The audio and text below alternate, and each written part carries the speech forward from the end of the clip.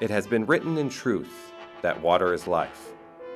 Can business help deliver this precious resource and conserve it as well? That is the question we examine in this edition of Business in Society.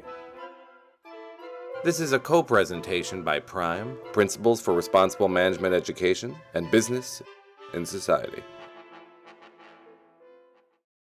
Welcome to Business in Society. I'm John Belusek, the host of the program.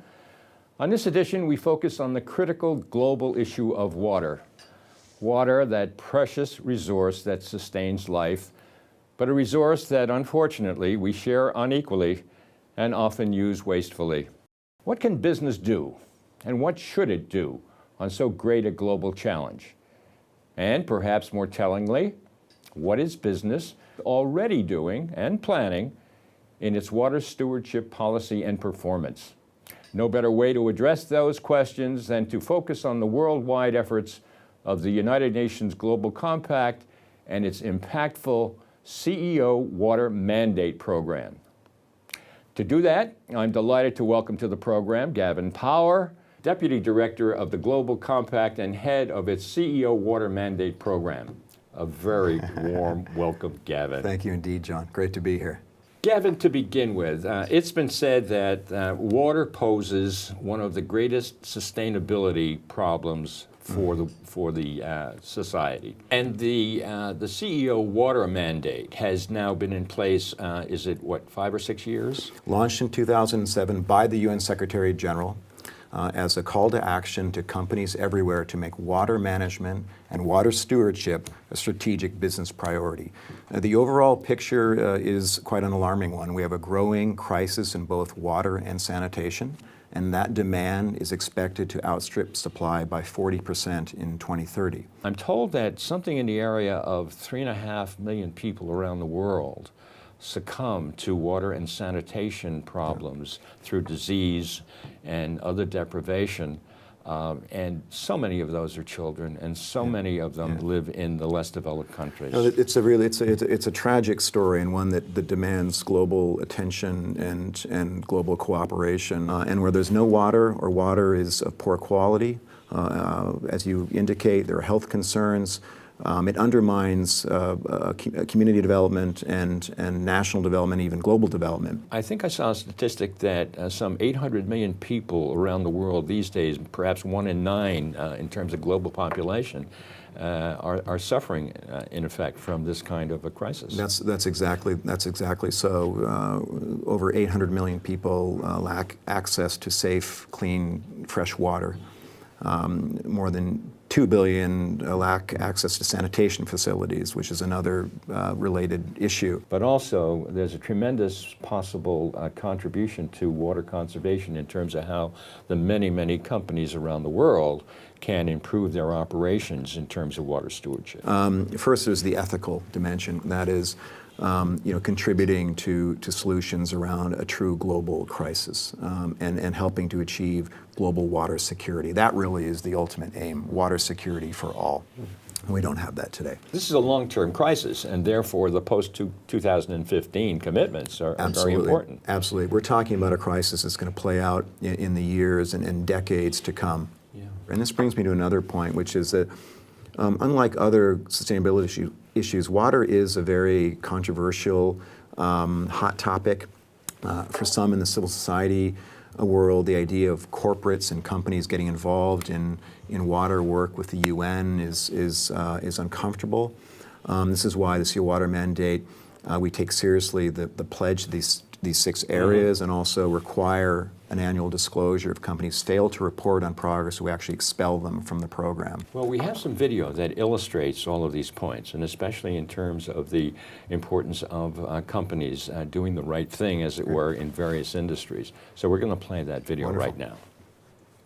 Every activity and enterprise, from agriculture and manufacturing to commerce and tourism, relies on a stable and sufficient water supply.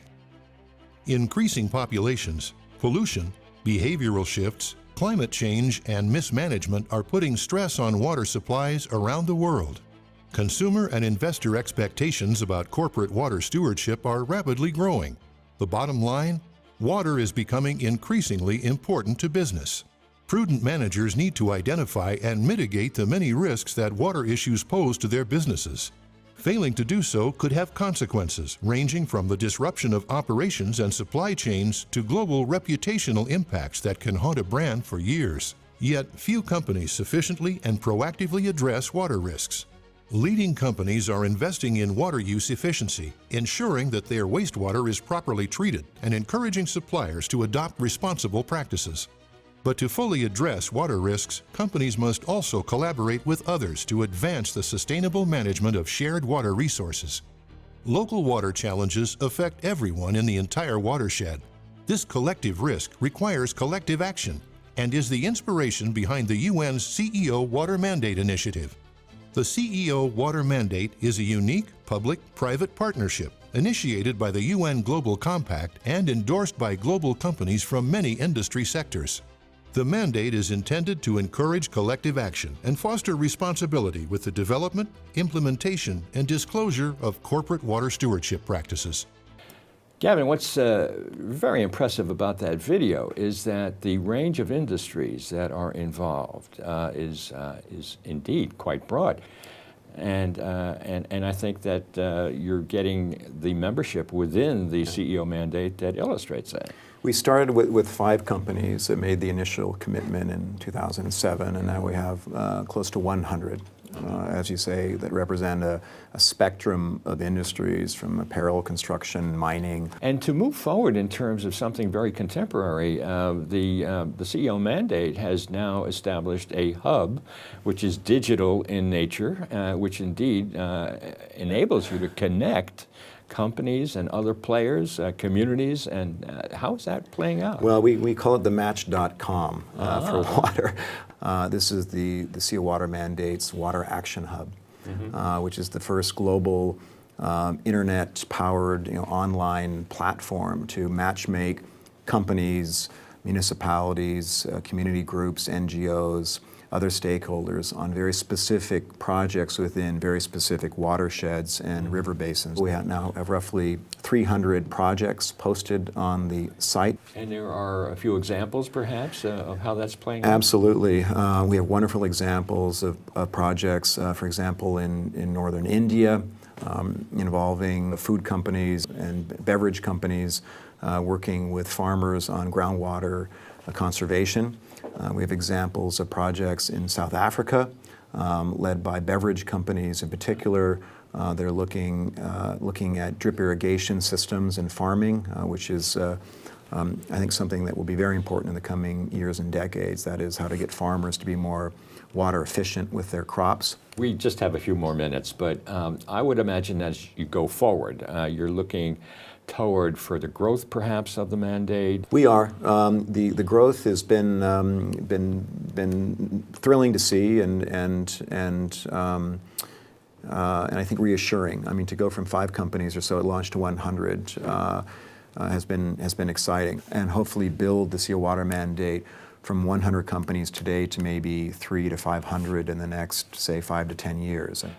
You know, I'm sure, Gavin, that these programs are seen on campuses where students are studying corporate social responsibility and sustainable development.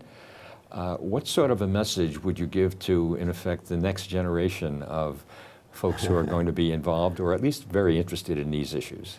My message would be become a water ambassador. Everyone can be a water ambassador, and I think this starts with your own personal water footprint. Yes. So look at what you do in terms of your water consumption, ways in which you can improve water efficiency, and in the products that you purchase. And perhaps even be active on campus in terms of making sure that their institutions are providing water stewardship. Precisely. Yes, yes. Greening the campus. Yes, greening the campus. Well, I think that's a great note to finish on. Thank you so much for coming. Thank you, John. Great to be here. Thank you. Thank you for being with us. Join us again for the next edition of Business in Society. This has been a co-presentation by Prime, Principles for Responsible Management Education, and Business in Society. To view the full program and for more information, please visit businessinsociety.net.